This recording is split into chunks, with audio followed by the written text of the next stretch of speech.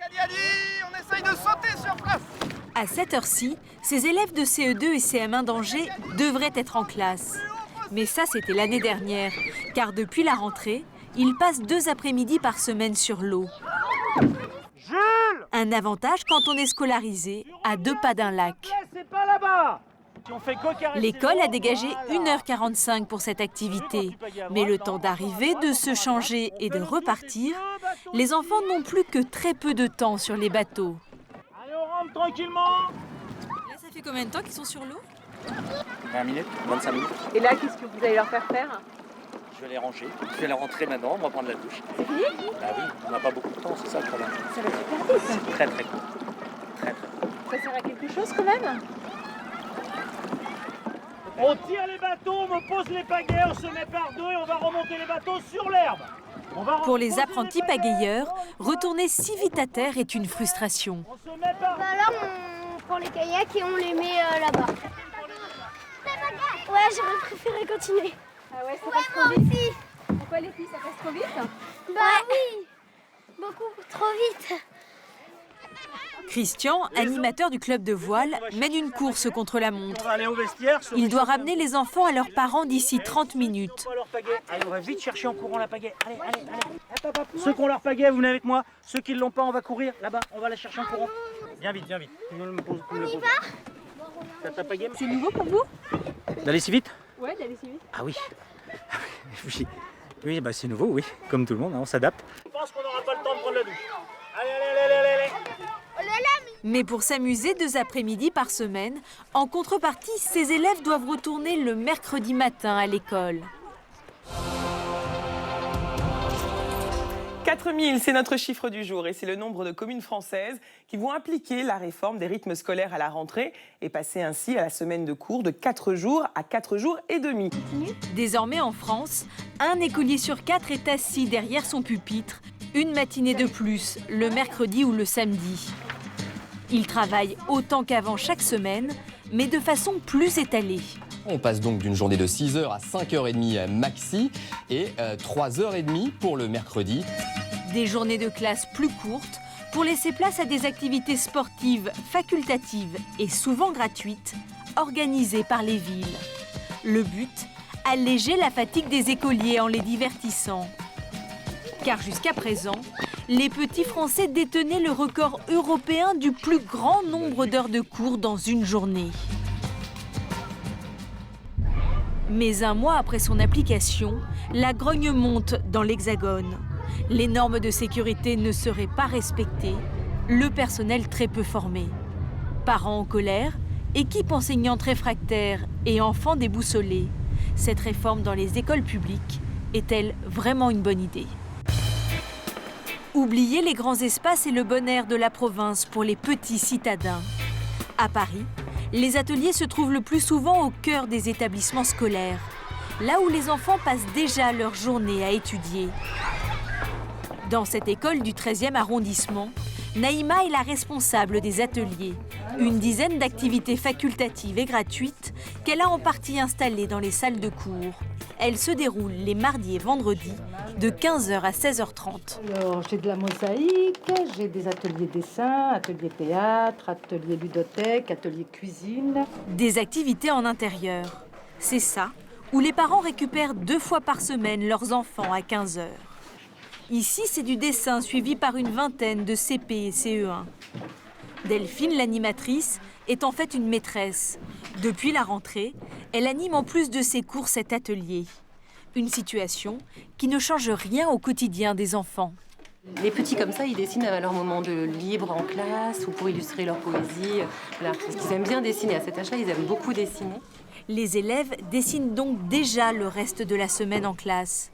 D'ailleurs, pour eux, en ce moment, ils sont encore en cours. C'est le cours de dessin. D'accord. Alors, t'es à l'école ou t'es plus à l'école, là? Je suis à l'école. Et ça te change de ce que tu fais le reste du temps avec ta maîtresse? Je sais pas trop. Qu'est-ce que tu fais d'habitude avec la maîtresse? D'habitude, je travaille. Et là, tu fais quoi? Et là, je fais des dessins. C'est du travail aussi pour toi? Ouais, un peu. Et dans la salle à côté, c'est l'atelier théâtre.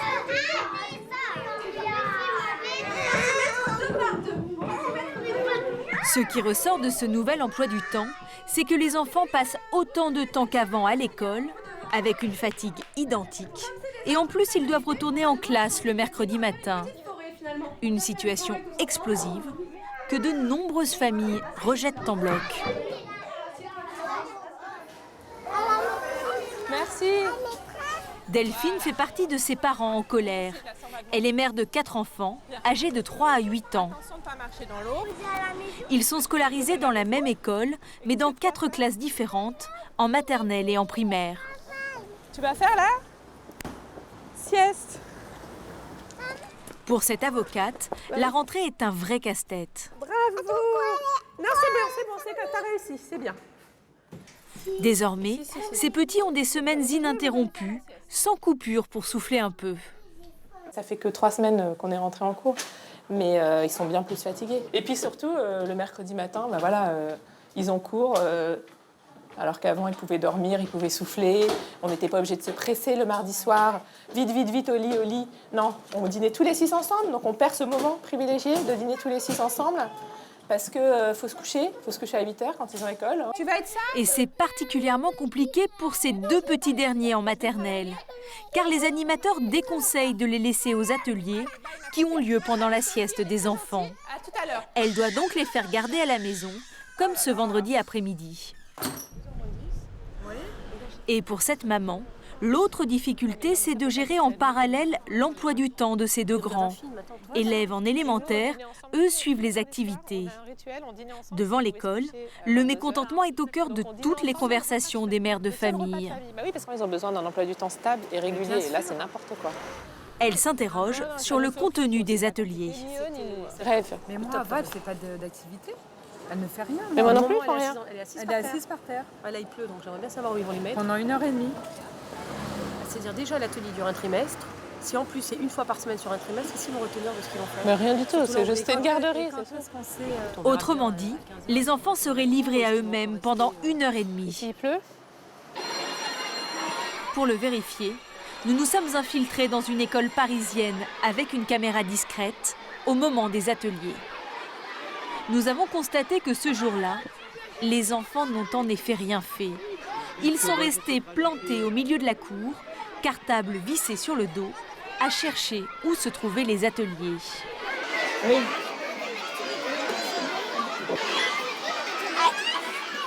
Dans cette grande cacophonie, les écoliers sont déboussolés. Certains sont même perdus. Mais pourquoi tu es là?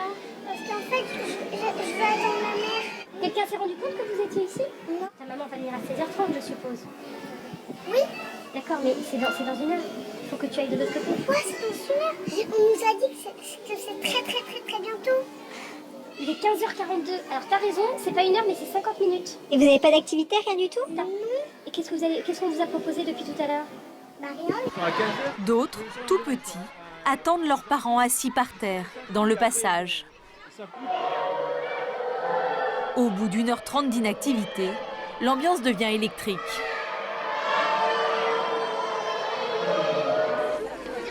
Et quand 16h30 arrive enfin, c'est la cohue devant l'école.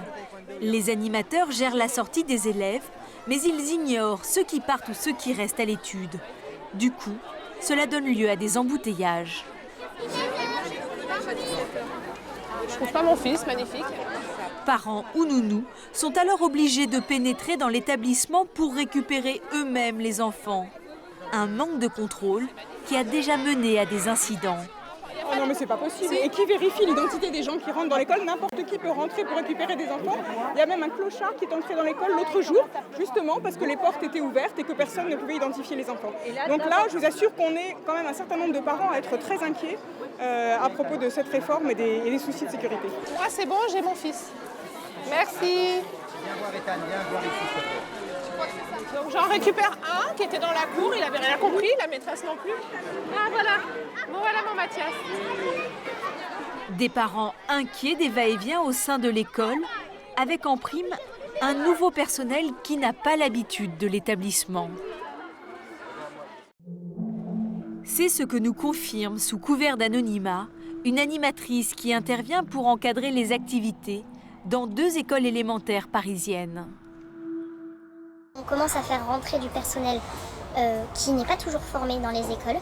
Et on ne sait pas d'où ils viennent. On ne sait pas d'où ils viennent, on ne sait pas qui ils sont.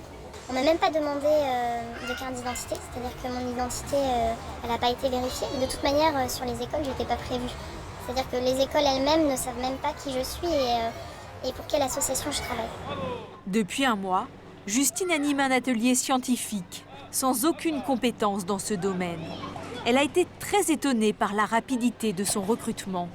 J'ai postulé le vendredi soir, j'ai envoyé des mails. Le lendemain, le samedi, juste 2 jours avant la rentrée, j'ai eu la réponse positive. Le dimanche, j'étais en formation, en journée de formation sur le thème que j'allais avoir en atelier.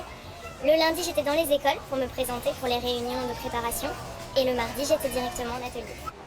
Une seule et unique journée de formation pour une spécialité dont elle ignore absolument tout et qu'elle va devoir apprendre aux enfants.